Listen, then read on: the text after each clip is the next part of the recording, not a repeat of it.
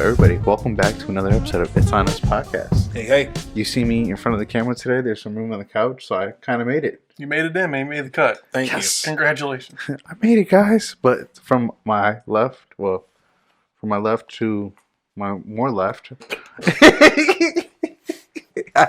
Here we go. I have John What's up? and Cliff. Hey, no man. Gabe or Ash.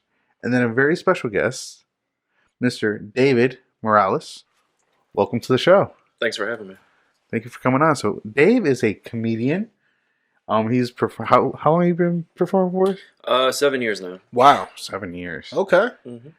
Got a vet in the building. You're right. Like I said, I have no clue about you. I'm really interested, and I have a whole lot of questions to ask you. But go ahead, keep leading this in. I don't want to interrupt. I mean, that's the lead in. Okay. I didn't know that was a lead in. So you're born and raised in Lorain? Yeah, West Side Lorain. West Side? Okay. Yep, South Central. Should I throw the West up? I mean, I'm from the West Side too. Me too. Same. Yeah. Me too. Yeah, I graduated from Animal King. Okay. Nice. What year? 2005. Ooh, okay. Man. He probably knows my older brother too. Which one? JC. Oh, yeah. What if he's like, yeah, He's like, no. And he's like, no, I don't know him. Well, Oh no, he's not that nice. Fire. what made you get into comedy? I kind of just like fell into it really. Like I've always loved entertainment. Okay. When I was younger, I used to be more into like music and stuff like that. Like I've taken bass lessons and whatnot. Like I was in a band with a couple buddies of mine when I was in high school too. We performed at Peabody's once. Okay.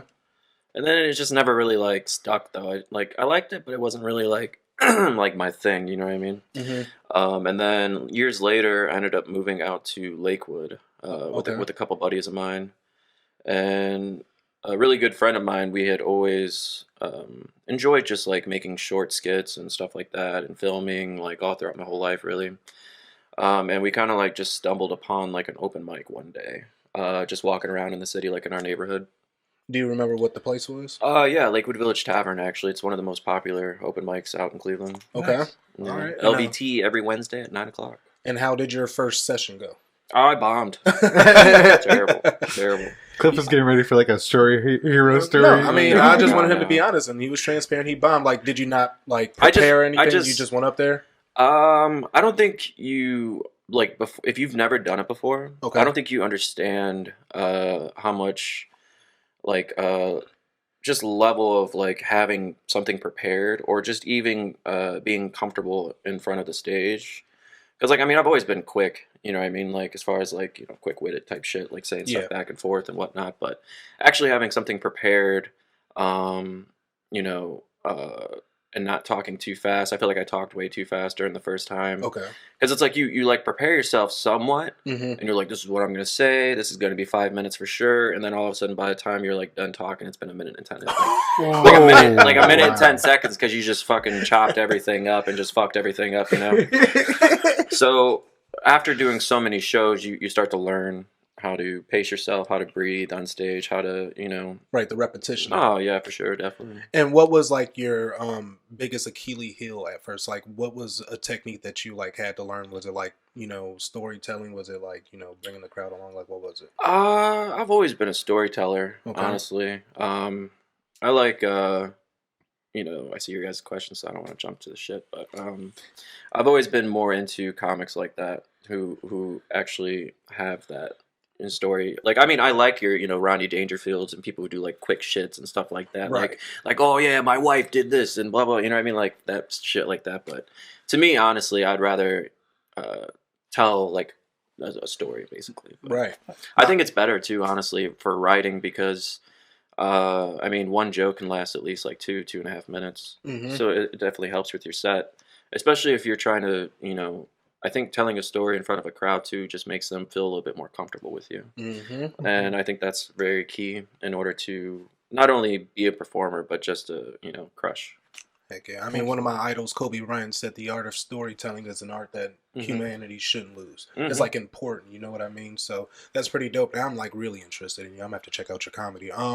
Were you like a class clown at any point in your life? Like, did you have like a natural funny gene in you? Like, Yeah, I mean, all throughout my whole life, I've always, you know, been that person. Not like overbearing or like asshole like, But definitely, you know, I've always had that personality as far as class clown type shit. Okay.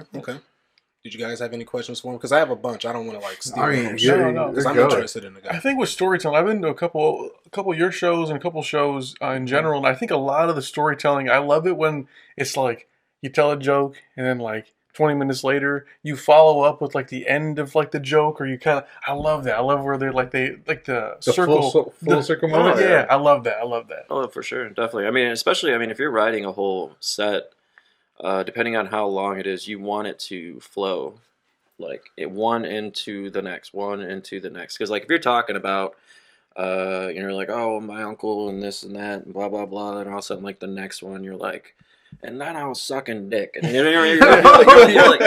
like, where did you just go, Right, you man? just Like, went what the this way, fuck? bro. Yeah, exactly. That's Right. like, so you have to definitely, each story should be something that's leading into the next, or something about your life, or you know what I mean, Like stuff weaving like a that. story together. Honestly, it sounds like Oh, because before. Kind of like what Kevin Mhm. Hart and Dave Chappelle does, you know what I mean? Because they're usually telling the art in whatever set they do. And speaking of sets, what's the longest set you've ever done? Longest I've ever done is like I think like 25 minutes, half hour. Okay. Yeah. All right. What was the most memorable show that you can remember? It was probably the last one we did at the Palace. It was me, Bill Squire, Mary Santora, and Ramon Rivas, and they basically like have been like at the top Okay. of Cleveland comedy since I've started, and before me, they've been doing it for years and years and years. And now Bill and Mary, I mean, they're on a successful radio show that's on iHeartRadio, broadcasted all throughout the country. And Mary's traveling all over the country. Ramon, he's from the south side of Lorain. Okay. And he has a Comedy Central special. He has a fucking HBO special. He's got like all this other shit too. So to be able to open up for them at this point in my career, especially in my hometown theater, we had like, I mean, Palace fits like fucking 1,400 people. So we weren't able to bring in 1,400 people, but we had like close to about 500 people. Wow. And just to have that like in my like in my neighborhood, and especially to have those people that I've looked up to so much, to like be in this moment, you know what I mean? I thought that was pretty cool. Heck yeah. It's kind of surreal, you know. that's pretty fun. What's the name of that radio show if you want to give it a quick shout out? The Alan Cox Show. Alan Cox Show. Okay. Yeah. And do you? I mean, I'm just looking. I'm just looking. Okay. Do you remember the moment when you when it? Well, I don't want to ask that one. That's kind of corny. Who are your idols in the comedy field? That's when I know you just mentioned a couple, but are there any other idols in the comedy field that you have? I mean, I feel like as far as Bill and all of them, I mean, I don't really idolize them. I look up to them, and from like a professional standpoint, because they've been able to do it so successfully, and I try to like learn from them in some aspects. But idolize wise, I would say I've always looked up to Jerry Seinfeld and Eddie Murphy. Ooh, okay. Those are like my Classic. two guys, and I just saw Jerry live for the first time a month ago at Playoff Square. What was that like? Nice. It was honestly like I've been watching that shit since I was like a kid, man. So like, and even till now, like I mean, I have his books and stuff like that, and I just love like how him and Eddie have just been able to just become so successful, in both their fields, and just still be able to kill it to this day. Heck yeah. Like like if you put them on stage at any point, at any time, you know that they're gonna fucking like just Kill it. Oh yeah, for just sure. kill it. Like there's no I question agree. that they wouldn't. You know what I mean? Heck yeah. But seeing Jerry live, I've never seen him live before, and he just such a professional. He just like everything was just flowing, and just his whole like set. It was an hour, but it seemed like it just went by like so quick. Mm-hmm. But he was up there for an hour, and it just didn't feel like it. Like you just wanted to hear more. Heck yeah. You know what they say, when you're having a good time, time flies, you know? Oh, for sure, definitely. Yeah, That's I mean, what I grew up watching all that stuff, and especially Eddie. I used to watch him on SNL, and I remember watching his 80s specials when I was a kid. My parents didn't give a shit; they let me watch whatever. But I remember watching that stuff, and just like him in movies and what he's been able to accomplish. It's funny because like whenever someone tries to talk shit about Jerry Seinfeld, I'm like, he's worth like over $800 million. Right? He's doing something right. Mm, For Yeah, all, at that point. like how can you argue? Like, you're stupid. That's why you don't like Jerry Seinfeld.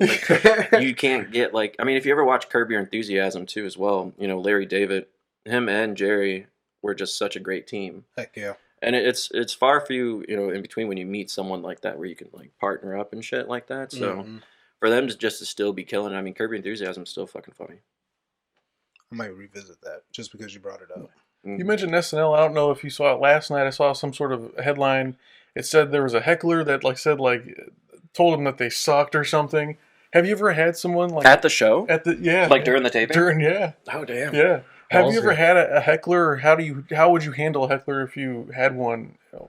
I don't really get heckled. You'll have someone who will like try and chime in, you know, from time to time. My or something girlfriend tried like to do that. that. I'm like, but I think you've seen me, you know, host shows and perform and stuff like that. So like usually whenever anyone's being disrespectful at any moment or even talking or on their phones or some shit like that, I mean, I'm pretty quick to like fucking them up and telling them, you know, like, why are you here? Right. You know what I mean? Like, I think someone wooed at you and you said, shut the fuck up. No, I'm totally with you. That's I mean, fine. there's definitely a fan etiquette you should have when you're at a show. Oh, for sure. Oh, exactly. You know what I mean? Yeah, out of Wait, respect to the performer. I think that was Abigail. I swear, I think my girlfriend was like, she was trying to talk. I'm like, let them do their thing. John can't remember now, or doesn't want to get in trouble. I had a question for being a comedian. Is it hard sometimes, just more prevalent nowadays, like certain jokes that you should tell or should venture into, or Like, that's a good question because some jokes are off limits. or or just cancel culture? You know how that is, Cancel like culture. oh shit. Honestly, I respect everybody. There you go. So I don't really worry about that. Okay. Like my sets and my jokes are about me and my personal life. I don't talk about politics because honestly, I don't watch that shit and I don't give a fuck. Hey. And then, Preach. I mean, all my jokes are about me and my life, or like family, or just like dating experiences and shit like that. You know what I mean? Mm-hmm. But that's about it. I haven't really. I mean, you'll have a couple girls who be like, "I heard you be telling that joke about me," blah blah blah blah blah, and I'm like, yeah, maybe you should have went fucking crazy there. You know what I mean? You gave me material. Right. Yeah, You but helped me. I don't think Thank I you. can necessarily get canceled on that. You know what I No, mean? you can't. Nah. No. As long as it's not vulgar, you know what I mean, or too over the top. But Mhm. you look like the type of guy, you keep it smooth. Nah, You keep it pretty vulgar. He's like, yeah. And I think Mary, during the show at the Palace, I think her thing, she talked about COVID a little bit, and you know, like that's kind of not political, but there was some nodes of that. You know? Yeah, she lost her father during that. Yeah. So yeah. that's a very like, you know, emotional subject and touchy thing for her. So she was able to turn that around and write about it. So I think that you know, different people have you know how they relieve Cope. cope Yeah. basically, and I think you know, comedy is like a very therapeutical thing for her. So I think that's why she came up with that whole thing. Yeah. Because usually she doesn't really talk too much about shit like that. Mm-hmm. But I think because it affected her personally, that she, you know, has been able to use that. Mm-hmm. When she started talking about it, I was kind of like, is it gonna get like, is people gonna start heckling and like? Oh, See, that's the thing though. That's what's fucked up is that people are so fucking sensitive and stuff like that it's like why is a subject of people dying or people being sick gonna like how does that affect you? And then I feel like that comes down to like the whole Trump shit and all that other stuff, and it's just like, to me, I think it's hilarious. You know, I've always hated fucking rednecks and shit like that, you know what I mean, like fucking racist hillbillies and all Yeah. that stuff, you know what I mean? I feel So he kind of gets paired up with that, but you know, like I love it from a comedic standpoint because it makes, you know, that's funny as fuck to me, honestly. Mhm. Like he was just in Waco, Texas, last week, and like Waco they just released that documentary Yeah. about the story about the cult back in the day Yeah, and stuff. yeah. So it seems very like appropriate for him to be there, to be honest. Yeah. And especially when that happened, I looked it up. Trump in '93, when that was going down, he was like already like in court because he was arguing about Indian casinos. And like his like main headline that I read that made me fucking laugh was that he said he went to an Indian casino in Connecticut and he goes, "They don't look too Indian to me." Oh, fuck. And then the guy who's like in charge of the whole fucking court thing, he goes, you know, that's not how we judge based off of people, right? Like just by like People your don't eye test. speak. Yeah. Like I'm Puerto Rican and Mexican, Trump will be like, yeah, he doesn't look that Hispanic, you know what I mean? Like, I don't know. He looks white. God. Hey, I don't care when no one says Trump was one of the funniest presidents we ever had. I mean, yeah, he's got a comedy roast. He's got all this shit. Like, I mean, honestly, there was a time when we all were like, Yeah. he's cool. Yeah, I mean, hip hop fucked with Trump at one point in time. Pop culture fucked with Trump. Yes. Oh, pop culture in general, for sure. I mean, he was even in Home Alone. We loved him then. That's true. God. Oh, God. But it sounds like you love performing locally and stuff like that. Have you ever hit the road and like performed in other states and stuff yet? Yeah, I just got back from Chicago 2 weeks ago. Actually, I go out out of state probably a couple times a year. I really just try and do like one local show per month. Okay. Because I like for the last couple of years, honestly, since I moved back and I started doing comedy. I mean, besides Ramon doing like, you know, something here and there, but he travels so much, so he's never really around. There's not really any like stand-up comedy shows in Lorain, or there weren't over the last couple of years, especially before they did the whole sidewalk and shit like that. You know, I was throwing stuff like before that happened, and you know, just to see the whole process of downtown Lorain, and people coming out and wanting to do stuff. And having that entertainment like around for you to go, you know, venture off and see. Because like the people that I have at my shows are, you know, they have, you know, fucking Netflix stuff. Like they've been on TV, movies, like different shit like that too as well. Like I get people from out of state, all the top Cleveland people, especially a lot of the good up and coming comics that I, you know, have worked with personally over the past couple of years. But I just like doing stuff for Lorain, like being from here too as well. Like. I feel like when I was younger, there wasn't really stuff like that to go see and whatnot. So I like being a part of the new development in the downtown and stuff like that. Yeah, so you're like helping create that. You know, like and a lot of people say like Speak of the Devil was like one of the first anchors of like a business that like they came to Lorain to like make something special and they did it. I think same way with you. You're coming here. You're trying to bring things here instead of having to travel. But you do like to travel. But I mean, that's more of like a the traveling thing is. I mean, I have to. An obligation. It's I have to. I mean, I want to be bigger. I want to be more successful. So I have to put myself out there and do that. But in return, because I'm getting bigger, that means that my shows in downtown Lorain are going to be bigger for the people and stuff like that, which is cool. I love it. Definitely going to be one of the pioneers one day. David Morales brought people to Lorain to watch comedy. Now, you have some merch, and I think is it the King of Broadway and like you? Yeah. I got King of Broadway, King of Lorain, That's good. a bunch of different monikers or whatever the fuck you call them. Like, Nice. that people have fucking like given me. Honestly, Yeah, I mean, I didn't even call myself King of Broadway. My buddy Jonathan Sinovaldi started calling me that like a couple years ago, and then it just kind of like sticked.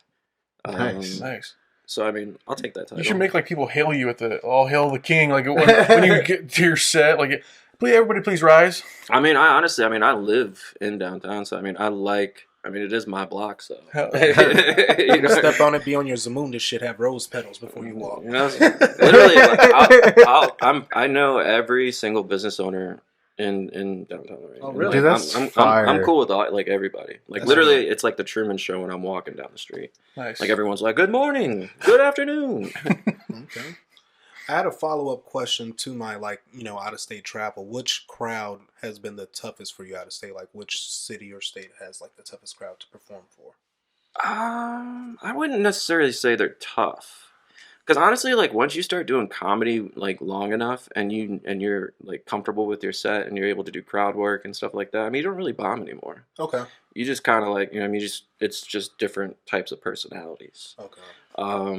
Chicago, since I was just there recently, they honestly, it's very diverse, the crowd. Like a lot of like Hispanics, like Mexicans, Puerto Ricans, Black, you know, like not too many white people, honestly, at some of the shows that I was at. But I did really love my Caucasian people though. Thank you. But yeah, you know, like I feel like they were just a little bit more aggressive. Because, I mean, it's Chicago, you know what I mean? So they're like, they have like that aspect of thing. And like, they didn't even like, I mean, being from Lorain, like they thought I was like from like a fucking like farm or some shit. I grew up in the projects like my whole life. Like, you know what I mean? And Like, they were like, "You're from Ohio," like blah blah blah. I'm like, "What?" I'm like, "You do understand that there's like cornfields in Illinois, right? Like Chicago is not just a separate island."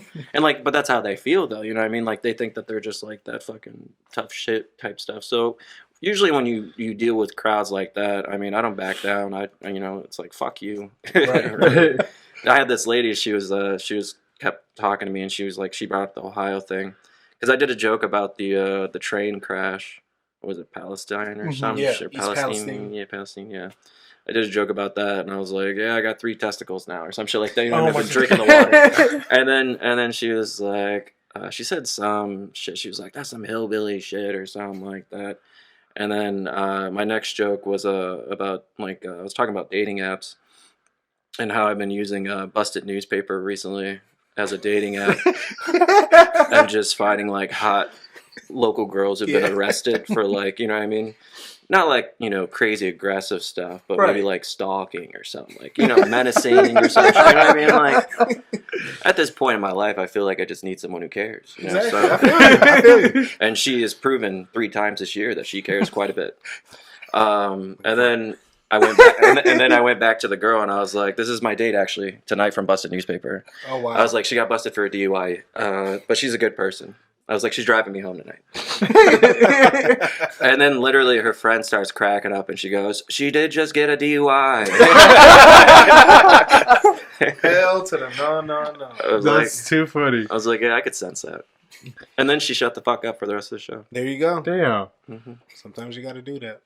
That's too funny. I love it though. I mean, as long as because like there's a certain point between having fun and being aggressive. Right.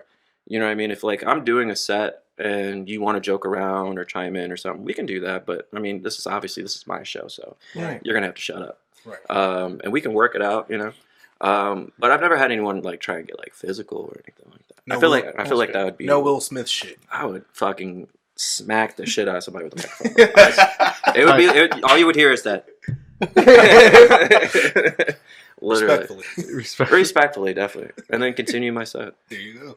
Did you ever have like a backup plan of like, okay, what if this comedy stuff really doesn't work? Did you have like something lined up or something that was like, I'll run a business or something? Honestly, I mean, I am a business. Well, true. But I would say, I think it was like 3 years now, 4 years maybe. 4 years ago, I was involved in like a really bad car accident. Okay. And me and a buddy, we got hit by a drunk driver, and it was that girl from Chicago actually. But we got hit going on our way to fucking Don Tequila's on a Tuesday to get some tacos. Like we had just met up, and we're on 21st and Levitt, and we got fucking T-boned by like this dude who just fucking went all the way down 21st doing like 80. And he had already hit people on Overland Avenue too, and then sped down all 21st, and then we met him like at the light. So the light turned green, boom. And then my buddy, he gets knocked out and drives us into like a pole, and we're all fucked up. I'm like, my face is all bloody and just all shit's going on. And after that experience, I feel like that's when I like really started like taking it a lot more serious, and just not really like, I don't know, not losing, holding back or momentum. Oh yeah, for sure, definitely the whole thing. Honestly, like I feel like that was like God telling me, like, like, hey man, you got another chance. Right. Like don't fucking waste it. Right. It reaffirmed tomorrow's not promised. Oh, for sure. Oh, and the way, I was in the backseat, no seatbelt. Oh shit. What? And we all got knocked out, and then when I woke up, I thought they were dead. Like, it was bad. Understandably, I understand. Yeah, because they weren't moving, and like my face was all fucked up, bleeding. They thought I like ruptured my spleen and shit, like, because I felt so full and I didn't even get those tacos yet. You know what I mean? Also like blood and internal bruising and shit. Yeah. It was like 2 days before Thanksgiving too, so. Oh God. I wasn't able to. God bless you, man. Thank you, appreciate it. I wasn't able to celebrate Thanksgiving with my family and stuff like that, so that was like an eye-opening experience. Man. Well, I'm glad that you're here today to talk to us, and I'm glad you saw another day, man. That shit's crazy. Thank you for sharing that with us. Oh, for sure. But I think that was like what kind of like made me want to do it a lot more and just take it a lot more serious. Damn. Man. Well, got Any other questions? Oh. That's all I came up with today. Is there someone out there as a comedic goal of yours to open for someone, to be at a certain venue, Madison Square Garden, or like somewhere? That's a great question. You know, honestly, no.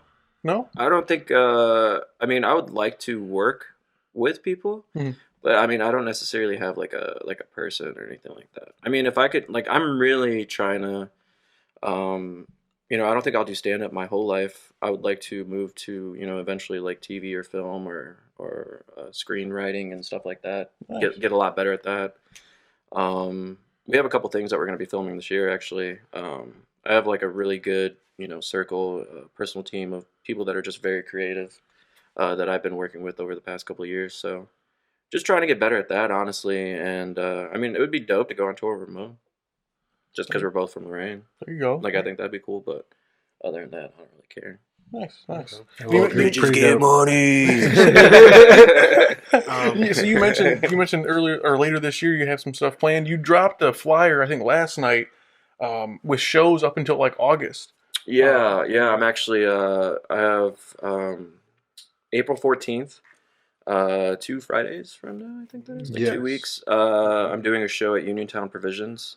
They have a backstage area kind of deal where they have like, it's pretty dope actually. It's all the way in the back of the building because it used to be like a recording studio. So they dropped down all the walls and they put up a stage off in the corner, and then there was like a private bar too as well. I did a show there with Dave Hill, who he's originally from Cleveland, but he's been on he's like an actor comedian. He's been in like a lot of movies and TV shows and shit like that. So he came out and we packed that whole room, had it sold out. It was pretty dope. 2 weeks we're gonna have Brett Thomas come out. He is a really good friend of mine from Cleveland. I've never seen him like headline at shows. He's always featuring for people, so I'm gonna let him headline this time. Okay. Yeah, I'm gonna give him that chance and opportunity to, you know, just fucking kill it, and I know he can. And then I have a couple other, you know, features that are coming out from Cleveland area too as well. A lot of people that work at Hilarities, and different comedy clubs. Okay. Yeah, and then the following week we're doing a show in downtown Amherst as well. I'm gonna have Ramon come out for that. He's gonna headline, and then John Armstrong, Tim Wolf, and Hannah Belmont, who's originally from Chicago, she's coming out.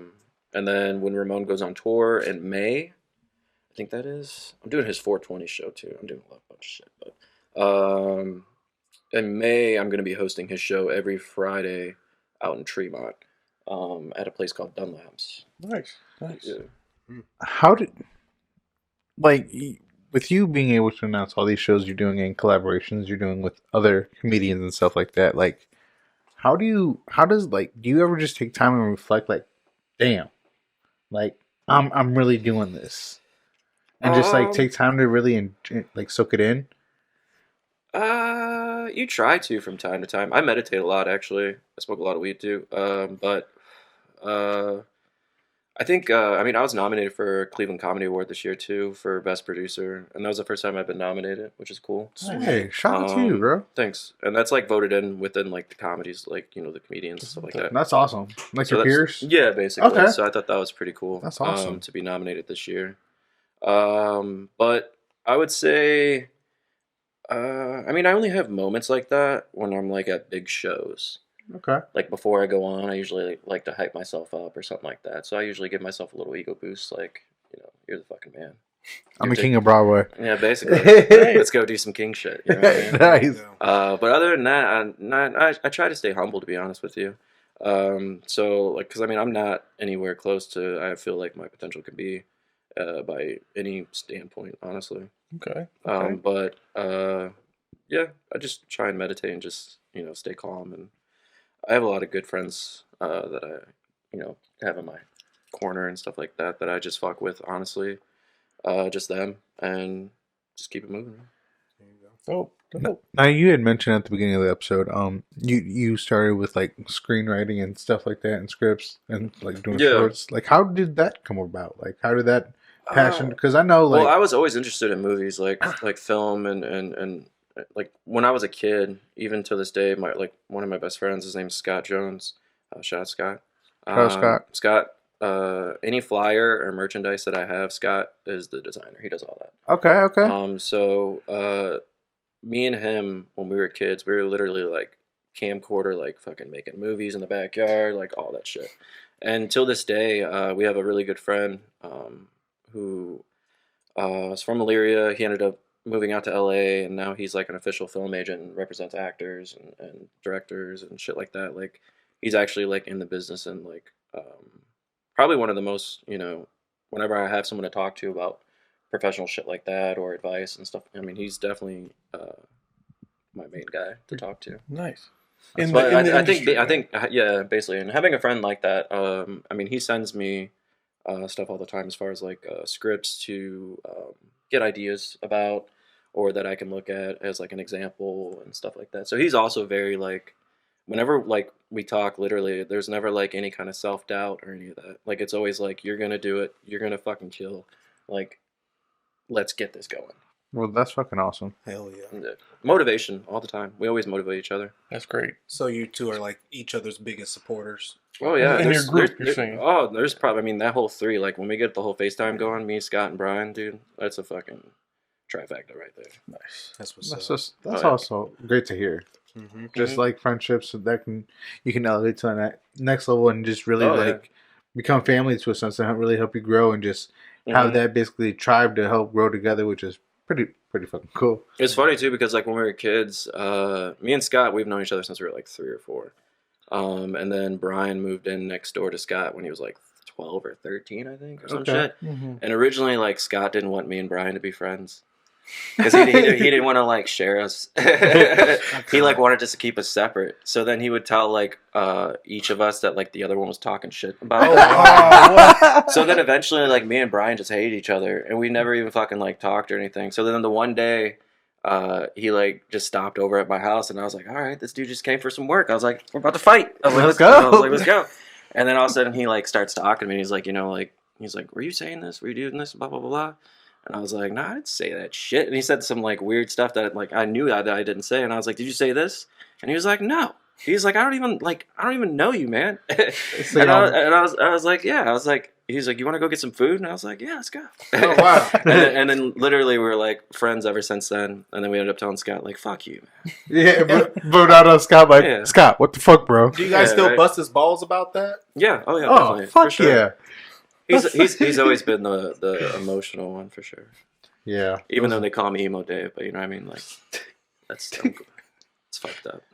Hell no. What advice would you give to a young rookie trying to enter this game? Like, who wants to be a comedian? Like, if they approached you and asked you, like, how do you navigate these waters? What would you tell them? Let me get my notepad out. I would say just to be yourself, honestly. And you have to, like, I feel like a lot of younger people, you'll see it all the time, or people will message me and stuff like that, and they kind of just, like kiss ass and try and suck up, or, like, I mean, if you're going to do anything, like, they always tell you have to be at all the shows, you always have to be around for this and that, and blah, blah, blah.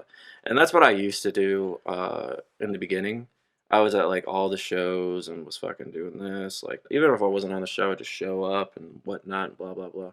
But eventually I was like, man, I don't fucking like doing that. Because I like being at home and not doing anything. You know what I mean? I like having that peace of just not being out every fucking night. Hell yeah. And doing that. And, I think it's... If you're first starting off, because, I mean, you do that because you want them to notice you, and so you can get, like, networked in and this and that. But I'm already fucking networked in at this point, you know what I mean? So I don't really have to do that shit anymore. So, but I would say that just don't kiss ass and have a good 5-minute set. There you go. Okay. 5 minutes is all you need. Start off with 5 minutes.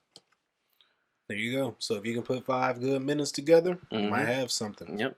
Good luck. And be yourself. I should try it one time. No. Please Oh, no. no. Why I'll was go. that like so like no so definite? You should go to LVT. They do it every Wednesday at like 9. It's Oh, the most shit. it's like the most popular open mic. Like literally everyone is there too. You know what? They don't laugh at your shit No? because they're all comics. So there's... They're all drinking. They're all talking. So they don't. Nobody laughs. Yeah, no, it's the most like So you're it's a not very judged. it's a very That's like very unsettling. Like, it's good though. yeah, because if you can get one to laugh, It'll then make you kinda better. did something. It'll make you better. You know what? You should do it. I would actually enjoy it. Exactly. Yeah. I want to encourage you. The I'm not best gonna is when say like right. someone is bombing, and then you'll just like it'll be real quiet, and then you just have that one person in the back who goes, "Ha!" That'll be me for you, Jake. Yeah, there you go. Thanks, man. I got Thanks. you. I got you. I love that. Yeah, you should do it. Connect it to this episode too, because I want to watch it. Okay. That'd be some shit if I actually got out there. Oof. It'll be good for our social media too. Thanks, Jacob thanks, bombing. Cliff. Jacob bombing terribly. Epic fail. Epic fail. I believe in you. There you go. Thanks. I mean, you got one of the King of Broadway saying he believes in you. Now you really got to do it. Franco would lose his shit if he saw me up there. You did that, Jake? He'd probably be your worst heckler, to be honest. Oh, Honestly, he would be. He would be. There's not a day that I see him that he does not threaten me. Jesus. He literally So threatens me all the time. He tells me he's going to kick my ass every single time he sees me. I'm not surprised by this at all. And especially like I'll order like food or whatever, like because like while I'm working or something like that, you know, like get some carry out DoorDash shit, Oh, type God. shit. And then I'll have like some leftovers. And I'm like, dude, you want this? And I'll give it to him. And I'm like, oh man, thanks. And I'm like, all right, cool. Like 5 minutes later, he's like, I can't wait till I whoop your ass. And I'm like, what? Where is this aggression coming from? I don't know why he's so angry. Has he always been that angry his whole life? Yes. Makes sense. It's because he's so fucking short, though. I said it's That's short what it man is. syndrome. That's what it is. I would throw him so fucking far. Like, I'm not the strongest guy, but I would fuck him up. I love Franco. Shout out Franco, bro. Yeah. You got mentioned in the episode, bro. I looked at Franco's Twitter once. Don't look at Franco's Twitter. No. No. Don't got- look at it. Don't He look got at it. dragged a couple of times. Oh my He's gotten God. dragged a couple times where I was like, Terrible. I texted him. you want to talk? You want to talk about cancel culture, right? There. He is. He's been canceled like 17 times. I'm not That's even what I'm on saying. Twitter. Just the shit that they sent Oh to the my- group chat. oh, yeah. I know he's been canceled. There's Oh, one my instance he said something. I'm just like, I texted. I literally took the time out today and texted him. I said, Franco, get off Twitter. Mm-hmm. That's all I said. I didn't explain. I said, get off Twitter. He's like, man, bro. I said, stop. Get off Twitter. That's all you got to do. Mm-mm. What does your dad think about him? No comment. And then he called me. Like, we went in on a Christmas gift one day, like all 5 siblings. Mm-hmm. And he called me while he was drinking. First of all, I don't like it when people call me while they're drinking. That shit pisses me off. Mhm. And then busted my balls about something that I had no control over. And then I'm like, then had the audacity to hang up after me after I was coming hot at him for entering out to my night. He hung And up on then- you. Oh, he hung up. And that shit pissed me off to the 10th extent. So guess what I did? I called him right the fuck back. I said, why you hang up on me? You let her drunk get you hot? Bro. Then he was like, man, I ain't got time for this click. I said, you called me first. No, then I called him back one more time. I said, but you called me first. So now I have time. And we're going to talk about this. Man, whatever. I'm done talking about it. I love that. Okay. Jacob, why do you want to argue with a drunk? He started it. There's something wrong with you. There's a lot wrong with me. We've been friends for 10 years, bro. You should already know 10. this. That's more than 10. Oh, yeah, like 12, 13. I'm trying to find it. Where's this? Oh, shit. But as we have a break right now, I can't see the time no more. Oh, okay. No, that photo. That's geeky as shit. He needs that wig. Yes. He needs We something. need to start a GoFundMe for Franco so he can have a wig. I think it would be a lot cooler, honestly. He might not. Watching Franco with the wig. He probably won't be as angry. He might not be. Might feel better with hair. Yeah, I can see that. He's supposed to move it, you know? The little soof. Sure. As we got a break, let's shout out our new merch. We have new merch that just dropped at creativegeniusbrand.org. Go to the IOU tab, click it, and pre-order. Pre-order deadline is April 15th, so make sure you get your pre-orders in. Dave, Hey, what's good? what's up? What are you doing? Nothing. I'm watching TV. Are you drunk? No, I gotta go to work today, What? unfortunately. Sorry to hear that. What you watching, man? Nat Geo? Naked and Afraid. What's up, big bro? How are you, bro? What's up, Jake? You're on the show right now. Dave just called you. I was telling him about how you. I was telling him. I got a wig. You got a wig? Shut the fuck up. We were just talking about this. Did you really get a wig? No. Oh, damn. St. Patrick's Day, that little green one. Okay, never mind that. You with the green leg is like a bad cosplay outfit or some shit. What time you guys starting? We already started, man. We're almost done. And we about to go, so fuck you. All right, have fun, man. He just took it on the chin. All right, have fun. Don't fuck you back or nothing. Oh, Franco. But look, I gotta give Franco props because this man has highs and lows. But I tell you what, he's doing really good for himself, and I love him. Shout out to Franco. But man, he be having me weak as fuck sometimes. So what we like to do when we have a guest on the episode, we usually like to ask them, do you have any questions for us? Questions for you guys? How long have you been doing this podcast? Our first episode was released October 20th of 2020. Oh, really? So we were COVID baby. This is a COVID deal. COVID Nice. project. Yeah. Nice. So you guys were all hanging out during COVID? Kind of. It was Basically what you weren't supposed to do? Pretty much. Yeah. Yeah. We were breaking laws. Yeah. Yeah, oh well. But yeah, I like since that. October of 2020. So we just hit our 100th episode a few weeks ago. So Oh, really? just trying to be real consistent. Nice. We take here and there. We'll take a couple weeks off or a week off, but pretty consistent. We've had like 40 guests on. You know, entrepreneurs, local people, local community leaders, and just a lot of people in general. So we love having you on and talking about what you're doing and your future. And I honestly never do podcasts because I don't like podcasts. Really? But I actually enjoyed myself. Well, Yes. So thanks for having me. yeah, glad we made a good first impression. Yeah, because like Okay. with this, we just want to give back, give people a spotlight, amplify them, and this is going to be like, when you think about it, like a small library of information when you listen to our shows, because everybody that we have on does something and gives you a little bit of insight to how to get in the game and what to do. something different. Realtor, a comedian, musician. Oh, for sure, definitely. There's so Teachers. many. Yeah, we had a teacher, previous teacher, Brian Clark. Mr. Oh. Clark. Mr. Clark. I used to have Mr. Clark. Yeah, we had him. we had him on. He hit us up. He was like, I like you guys' show. No, Can I really? be a guest? I was like, Of is course that you even a can. question? He used to play Blink-182, like while we were like be in class, like No doing our work and shit like that. Not Clark or Brian. Right. He looked Brian. at us. He was like, look, because they're out of school now. You guys can call me Clark or Brian. Stop with the Mr. Clark stuff. And I was like, all right, Mr. Clark. He called him Clark. I just call him Clark now. Clark. Like he's my fucking detective. Get in my office, Clark. Clark. Fucking talk to me. So at the end of, oh shit, that was really loud. I'm sorry. You're good. So at the end of every episode, we do a mental health check. Basically, Nice. 1 through 10, mentally, financially, just where you at this week. And damn, I can't throw it to Ash to go first. I guess I go You first. know, you can start with this chocolate guy. Okay. I'll step in for Ash. All right, Cliff. I'm gonna say I'm at a 9.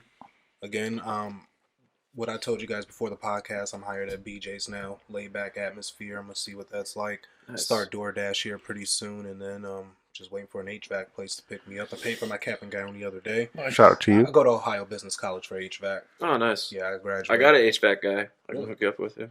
Well, I'll definitely take that after the show because I've been trying to get my foot in the door. And yeah, I'm just looking forward to June 23rd, and looking forward to writing this letter to be an Alpha Beta Kappa too. Nice. Nice. Yes, Brody. I'm passing to John next.